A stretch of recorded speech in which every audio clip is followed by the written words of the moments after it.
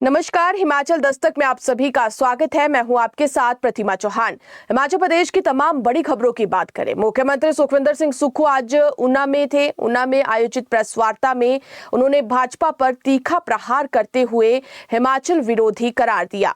CM ने कहा कि भाजपा को प्रदेश की जनता को ये बताना चाहिए कि आरडीजी और आपदा राहत जैसे मुद्दों पर वो राज्य सरकार के साथ केंद्र के समक्ष क्यों नहीं खड़ी हुई। मुख्यमंत्री ने सवाल उठाते हुए कहा कि जब प्रदेश अपने हक की लड़ाई लड़ रहा था तब भाजपा नेता प्रधानमंत्री से मिलने सरकार के साथ क्यों नहीं गए।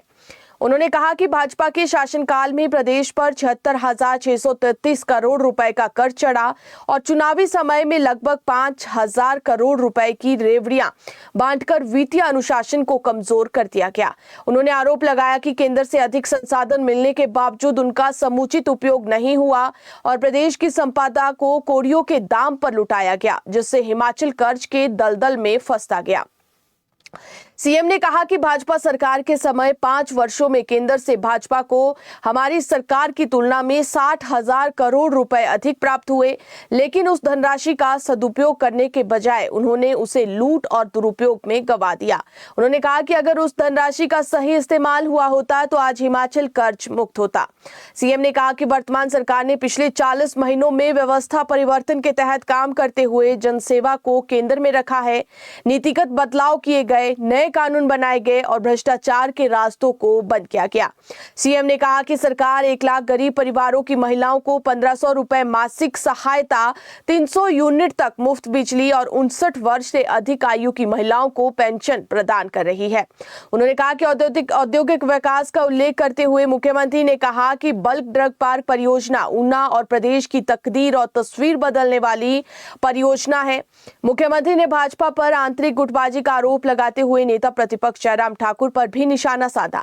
उन्होंने कहा कि भाजपा प्रदेश में 5 गुटों में बंटी हुई है। जयराम ठाकुर अपनी कुर्सी बचाने के तनाव में है और इसी वजह से हर रोज मीडिया में कुछ ना कुछ बयान देते रहते हैं। इसके बाद मुख्यमंत्री सुखविंदर सिंह सुक्खू ऊना से सीधे कुल्लू पहुंचे। भुंतर एयरपोर्ट पहुंचने के बाद मुख्यमंत्री कटराई में पहुंचकर विधायक भुवनेश्वर गौड़ के घर गए। इस दौरान यहां उन्होंने विधायक को भाई के निधन पर सांत्वना दी और इसके बाद कुल्लू सदर के विधायक सुंदर सिंह ठाकुर के घर में पिता के निधन पर भी उन्होंने सांत्वना दी। आज शाम सीएम शिमला लौट आएंगे और उसके बाद कल कई बड़ी बैठकें मुख्यमंत्री की बताई जा रही है, जिसमें हिमाचल प्रदेश के आर्थिक स्थिति को लेकर वित्त अधिकारियों के साथ सीएम मंथन करेंगे। वहीं 15 अप्रैल को हिमाचल प्रदेश के कर्मचारी वर्ग से लेकर महिलाओं और तमाम विभिन्न वर्गों के लिए मुख्यमंत्री इस आर्थिक संकट के बीच में क्या राहत देते हैं, इस पर भी कल चर्चा की जाएगी। फिलहाल अगली खबर की बात करते हैं। नेता प्रतिपक्ष जयराम ठाकुर आज अपने गृह विधानसभा क्षेत्र के दुर्गम इलाकों का दौरा करने पहुंचे थे। इस दौरान उन्होंने वहां के निवासियों से मुलाकात कर समस्याओं को सुना और उनके समाधान के लिए हर संभव सहायता का आश्वासन दिया। उन्होंने पंचायत चुनाव पर कार्यकर्ताओं से अपील करते हुए कहा कि वे आपसी तालमेल और विकास के एजेंडे के साथ चुनावी मैदान में उतरे। उन्होंने दावा किया कि पंचायत चुनाव में तो सरकार को झटका लगेगा ही, आगामी विधानसभा चुनाव में भी भारतीय जनता पार्टी प्रचंड बहुमत के साथ सत्ता में वापसी करेगी और प्रदेश को कांग्रेस की जनविरोधी नीतियों से मुक्ति दिलाकर विकास की एक नई इबारत लिखेगी। जयराम ठाकुर ने कहा कि कांग्रेस पार्टी झूठी गारंटियां देकर सत्ता में आई है और आते ही इन्होंने आपके इलाके में आपकी मांग पर खुले संस्थान बंद कर दिए गए। उन्होंने कहा कि इन्होंने आपके 10 काम बंद कर दिए, आप भी अब एक काम करना कि कांग्रेस को वोट देना ही बंद कर दे ताकि भविष्य में आपके साथ ऐसा ना हो। नेता प्रतिपक्ष ने कहा कि आज हिमाचल के सबसे दुर्गम क्षेत्रों में जो सड़कों का जाल दिखाई दे रहा है वो प्रधानमंत्री नरेंद्र मोदी के नेतृत्व वाली केंद्र सरकार के सौजन्य से ही संभव हो पाया है। उन्होंने कहा कि आज जिस सड़क से यहां पहुंचा हूं उसका निर्माण भी केंद्र से मिले 14 करोड़ की राशि से हुआ है। उन्होंने कहा कि सभी जानते हैं कि इसका निर्माण कार्य कब शुरू हुआ था और आज इसका निर्माण कार्य पूरा हो चुका है। उन्होंने वर्तमान कांग्रेस सरकार पर कड़ा प्रहार करते हुए आरोप लगाया कि ये सरकार काम करने वाली नहीं बल्कि काम रोकने वाली सरकार है, जिसने सत्ता में आते ही प्रदेश में चल रहे 2000 से अधिक जनहितकारी संस्थानों को बंद कर दिया। उन्होंने मुख्यमंत्री और मंत्रियों की बयानबाजी पर कटाक्ष करते हुए कहा कि सत्ता जनता के सेवा और विकास के लिए मिली है, ना कि बदले की भावना से काम करने के लिए। कुछ लोग काम करने की बजाय जरूरत से ज्यादा बोल रहे हैं। उधर भाजपा प्रदेश अध्यक्ष डॉक्टर राजीव बिंदल ने मीडिया से बातचीत में प्रदेश सरकार के बयानों को हास्यास्पद और जनता को गुमराह करने वाला बताया। उन्होंने कहा कि प्रदेश में पंचायती राज और नगर निकाय चुनाव को लेकर जो स्थिति बनी हुई है वो लोकतंत्र के लिए बेहद चिंताजनक है। उन्होंने कहा कि प्रदेश की जनता ये जानना चाहती है कि आखिर 3 दिनों में 3 अलग अलग चुनावी रोस्टर कैसे जारी हो रहे हैं और हर रोस्टर में आरक्षण का स्वरूप अलग अलग क्यों है। बिंदल ने कहा कि हर दिन एक रोस्टर जारी होता है, अगले दिन गांव की जनसंख्या बदल जाती है और नया रोस्टर आ जाता है और तीसरे दिन फिर एक नया रोस्टर। ये लोकतांत्रिक प्रक्रिया नहीं बल्कि चुनावी धांधली का संयोजित प्रयास है। इसी के साथ अगली खबर की बात करें तो हिमाचल प्रदेश में पंचायती राज चुनाव को लेकर तैयारियां अंतिम चरण में पहुंच गई है। राज्य निर्वाचन आयोग के निर्देशों के तहत मतदाता सूचियों के पुनर्निरीक्षण का कार्य तेजी से जारी है और इसे 20 अप्रैल तक पूरा कर लिया जाएगा। इसके बाद 24 अप्रैल को अंतिम मतदाता सूची प्रकाशित की जाएगी। निर्वाचन विभाग मौजूदा समय में प्राप्त दावों और आपत्तियों की गहन समीक्षा कर रहा है। सभी आवेदनों का पारदर्शी तरीके से निपटारा किया जा रहा है ताकि कोई भी पात्र मतदाता अपने मताधिकार से वंचित न रह जाए। इसके साथ ही सभी आपत्तियों के समाधान के बाद अंतिम सूची जारी की जाएगी। आयोग ने यह स्पष्ट किया है कि नए मतदाताओं के नाम जोड़ने और सूची में त्रुटि सुधार के लिए सीमित समय शेष है। शहरी क्षेत्रों के मतदाता 50 रुपए शुल्क के साथ एसडीएम कार्यालय के माध्यम से आवेदन कर सकते हैं। निर्धारित समय सीमा के बाद चुनाव की घोषणा होने पर किसी भी प्रकार का संशोधन संभव नहीं होगा। फिलहाल अगली खबर की बात करें तो हाईकोर्ट ने पीटीए पॉलिसी में देय ग्रांट इन एड का तुरंत भुगतान करने का आदेश दिया है। हाईकोर्ट ने कहा है कि नियमित पदों को पीटीए और एसएमसी से भरना न केवल शिक्षित बेरोजगारों के साथ अन्याय है बल्कि छात्रों के भविष्य के साथ भी खिलवाड़ है। अदालत ने कहा है कि यदि शिक्षा विभाग किसी शिक्षक की सेवाओं का उपयोग करता है तो उसे पारिश्रमिक या ग्रांट इन एड देने से केवल तकनीकी आधार पर मना नहीं किया जा सकता है।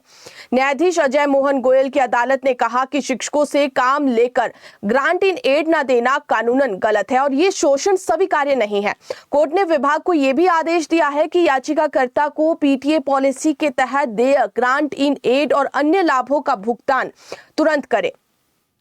अगली खबर की बात करें तो हाईकोर्ट ने शिक्षा विभाग में कार्यरत प्रिंसिपल के मामले में स्पष्ट किया है कि याचिकाकर्ता प्रिंसिपल को उस वास्तविक तिथि से सभी वित्तीय और सेवा लाभ दिए जाए जिस दिन से उन्होंने प्लेसमेंट आधार पर कार्यभार संभाला था। न्यायाधीश अजय मोहन गोयल की अदालत ने कहा है कि प्रदेश सरकार समान श्रेणी के कर्मचारियों के साथ अलग अलग व्यवहार नहीं कर सकती है। याचिकाकर्ताओं को उसी तरह लाभ दिया जाए जैसे 2018 के नोटिफिकेशन के तहत अन्य समकक्षों को दिया गया था। याचिकाकर्ता विजय परमार और अन्य शिक्षकों ने हाईकोर्ट में 2025 में याचिका दायर की थी। याचिकाकर्ता का कहना था कि वे हेडमास्टर के पद पर कार्यरत थे जब उन्हें 2017, 18 और 2021 में प्रिंसिपलों का कार्यभार सौंप दिया गया। हालांकि 8 मई 2025 को जब सरकार ने उनकी सेवाओं को नियमित किया तो उन्हें वित्तीय लाभ केवल नियमितीकरण की तारीख से दिए गए, जबकि उससे पिछले वर्षों के लाभों को केवल नोशनल माना गया था।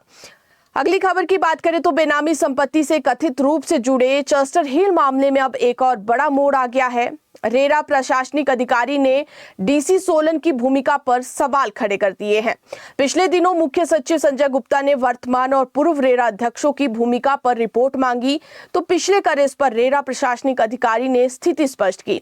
उन्होंने कहा कि उपायुक्त सोलन को 4 बार पत्र लिखकर कार्रवाई करने और स्थिति स्पष्ट करने को कहा गया, लेकिन कोई जवाब नहीं मिला। चेस्टर हिल मामले में खुद पर लगे अनियमितताओं के आरोपों को खारिज कर चुके मुख्य सचिव ने रेरा अध्यक्ष आरडी धीमान को पत्र लिखा कि सोशल मीडिया पर प्रसारित वीडियो के अनुसार चेस्टर हिल्स प्रोजेक्ट में रेरा अधिकारियों ने कथित अनियमितताएं बरती। वीडियो के अनुसार तत्कालीन रेरा अध्यक्ष श्रीकांत बाल्दी ने प्रोजेक्ट का दौरा कर इसकी प्रशंसा की और कथित रूप से एक व्यक्ति से बात की जो प्रोजेक्ट प्रमोटर नहीं था। पत्र के अनुसार वर्तमान अध्यक्ष आरडी धीमान ने भी शिकायत के बावजूद कार्रवाई नहीं की। मुख्य सचिव ने 3 प्रमुख बिंदुओं पर रेरा अध्यक्ष इस पर 15 दिन में रिपोर्ट देने को लिखा। रेरा प्रशासनिक अधिकारी ने पिछले कल प्रेस विज्ञप्ति में जारी कर स्पष्ट किया कि प्रोजेक्ट को पंजीकृत कर एचपी रेरा ने सभी दस्तावेज लेकर ऑनलाइन प्रमाण पत्र जारी किया जो वेबसाइट पर पब्लिक डोमेन में है। एचपी रेरा ने चेस्टर हिल्स के प्रमोटर के खिलाफ 10 लाख रुपए का जुर्माना लगाया और इसके साथ ही रिफंड का आदेश भी दिया। प्रमोटरों के पक्ष में कोई भी आदेश अभी पारित नहीं किया गया है। उनके खिलाफ अर्ध न्यायिक कार्रवाई शुरू की और जुर्माना लगाने को कारण बताओ नोटिस जारी किए हैं। एसडीएम सोलन, आयुक्त नगर निगम सोलन और डीसी सोलन को नोटिस जारी किए गए हैं। जब धारा 118 के उल्लंघन की शिकायतें मिलना शुरू हुई तो रेरा ने 21 अक्टूबर 2025, 13 जनवरी 2026, 17 फरवरी 2026 और 16 मार्च 2026 को डीसी को कार्यवाही व जवाब को लिखा, मगर डीसी ने कोई उत्तर नहीं मिला।